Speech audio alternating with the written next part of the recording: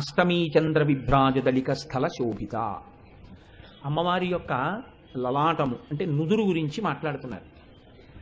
మీరు ఏదైనా సమస్యకి విరుగుడు దొరకక ఆలోచన ముద్రలో ఉన్నాడా, లేకపోతే అటువంటి స్థితి లేకుండా ప్రసన్నంగా ఉన్నాడా, ఈ రెండు నుదుటి చేత తెలుస్తాయి.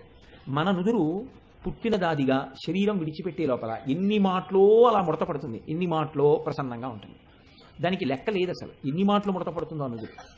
అమ్మవారి యొక్క లలాటమును దేని కొరకు చూడాలి, అమ్మవారి లలాటము ఎలా ఉంటుందని చెప్పారు. మీరు చూడండి, సాధారణంగా ఎప్పుడు ప్రసన్నంగా ఉంటుందో, ఎప్పుడు పరితాపముతో ఉంటుందో ఎవరు గుర్తుపట్టలేరు. కానీ అమ్మవారి లలాటమును గురించి మాట్లాడుతున్నారు కాబట్టి దానివల్ల మీకేం అర్థం అవ్వాలి? మీ యొక్క పరితాపమునకు ఉపశాంతి అమ్మవారి లలాట దర్శనము చేత ఉన్నది.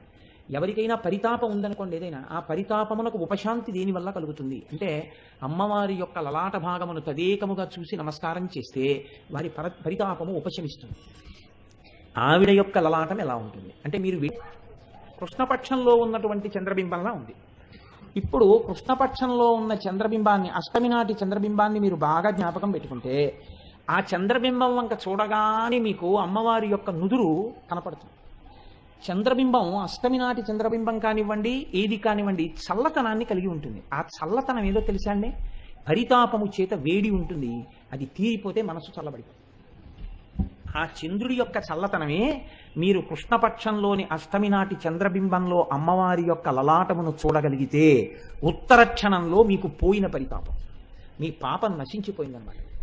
అయితే ఆ చంద్రవంకలో మీరు అమ్మవారి యొక్క నుదురు చూడగలగాలి. భాగం విశాలంగా ఉందనుకోండి, విశాలమైనటువంటి పాలభాగం ఉంటే అది చాలా గొప్ప సాముద్రిక లక్షణం. అష్టమి నాటి చంద్రుడు ఎలా ఉంటాడో అలా ఇలా ఉండి గీతకిస్తే ఎలా ఉంటుందో అలా విశాలమైన పాలభాగంతో అమ్మవారి యొక్క లలాటము ఉంటుంది. కాబట్టి ఇప్పుడు సాముద్రికం రీత్యా కూడా ఆ తల్లి, సాముద్రికం ఆవిడికి సరిపోవడం ఏంటంటే ఆవిడే సాముద్రికాన్ని శాసిస్తుంది, అన్నిటికీ సరిపోయేటట్టే ఆ తల్లి ఉంటుంది అంతే. కాబట్టి పరమప్రసన్నురాలై మనందరినీ ఉద్ధరించగలిగినటువంటి జగదీశ్వరి అయి, జగదంబయ్యి ఆ తల్లి ఉన్నది. ఇది మీరు లోపల గుర్తుపట్టగలగడానికి దీనికి మన వాళ్ళు అష్టమి చంద్ర విభ్రాజదళిక స్థల శోభిత ధ్యానంలో చూసినప్పుడు ఏమవుతుందంటే మీకు ఇక్కడే సాక్షాత్కరిస్తుంది. ఇక్కడే సాక్షాత్కరించినప్పుడు బహు దగ్గరగా ఇక్కడే అమ్మవారి యొక్క లలాటాన్ని మీ ఆజ్ఞాచక్రం మీద మీరు చూడగలుగుతారు. చూసినప్పుడు మీరు పొందేటటువంటి ప్రయోజనం బహు విస్తారంగా ఉంటుంది.